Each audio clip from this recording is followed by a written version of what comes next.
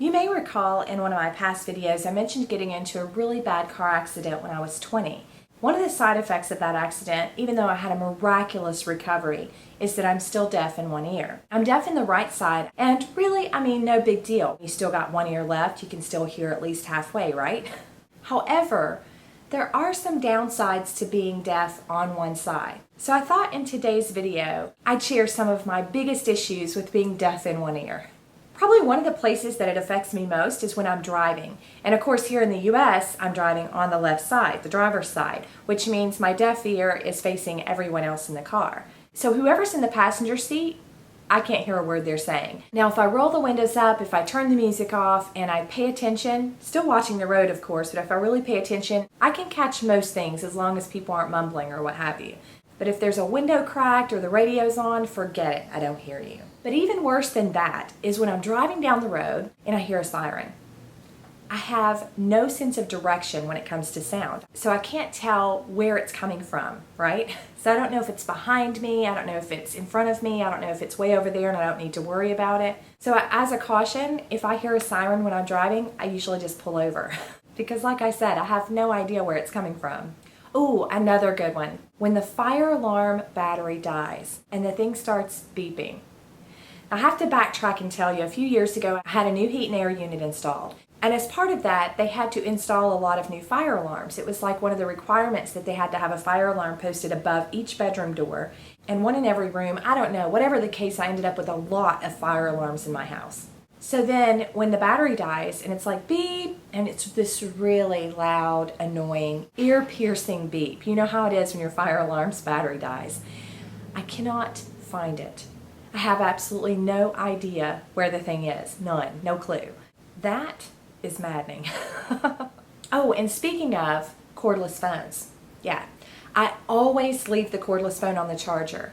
Never, ever, ever, after I get done on the phone, do I lay it down somewhere and just leave it. Because then if it rings, I have absolutely no idea where it is, unless I happen to remember where I left it. So I always leave the cordless phone on the charger because, like I said, I can't tell what direction sounds are coming from. Being deaf in one side, I hear sounds, but it's like they're thrown from different directions. It's a really weird thing because it'll sound like it's coming from way off to the right and it could be right behind me. I have absolutely no clue what direction the sound is actually coming from. So cordless phones, yes, I've learned to leave it on the charger, always.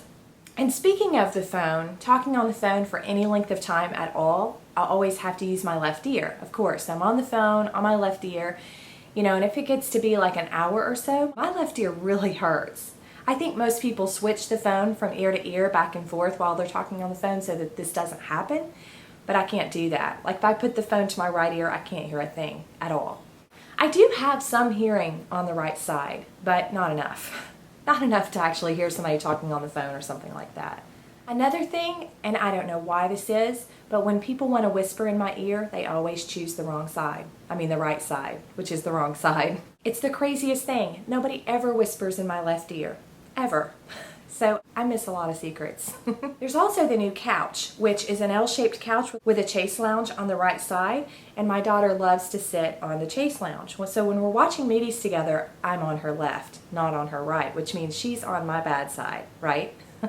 Left, right, whatever. Anyway, so when we're watching TV, and this has become the pattern that we sit in, where I'm on her left and she's on my bad side, she'll say stuff, she'll talk to me. And I can never hear her. So the whole time we're watching TV, every time she says something, I'm like, what? What?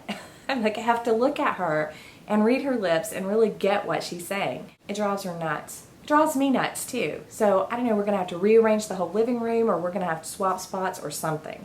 And that brings me to the last thing that's a little bit maddening, and that's restaurants or any kind of a loud place with a lot of background noise. For some reason, since I can only hear in one side, when there's a lot of noise, it just bounces all over the place. Like I can't tell where it's coming from, and it's just loud background noise. So if I'm sitting at a table with people, even if it's just one person, I have a really hard time hearing them, even though I have one very good ear on me.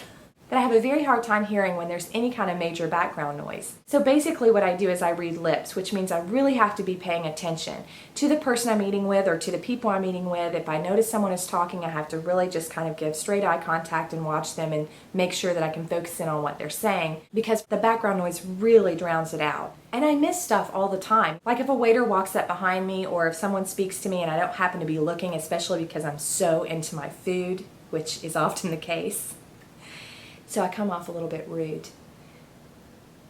You know, all those little petty things aside, I feel very fortunate. It was a really bad car accident. For those of you who missed it in previous videos, I was 20, it was almost half my life ago, and I was a passenger in a really bad accident where I hit the windshield at 125 miles an hour.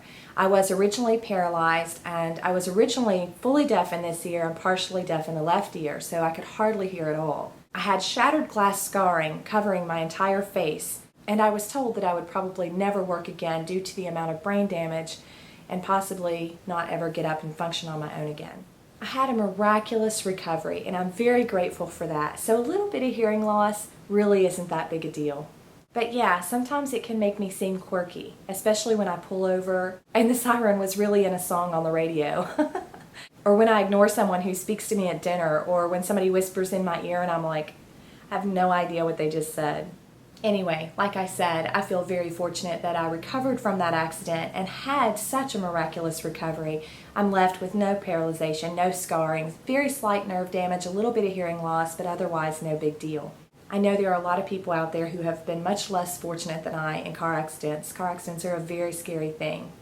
So we all have little ticks and quirks. We all have a little something wrong with us. What about you? Maybe you're perfectly healthy and you're just a little whacked in the head. Maybe you think you hear sirens when there aren't any at all. I'm just kidding. So seriously, I would love to hear what your little quirks are and how you deal with them.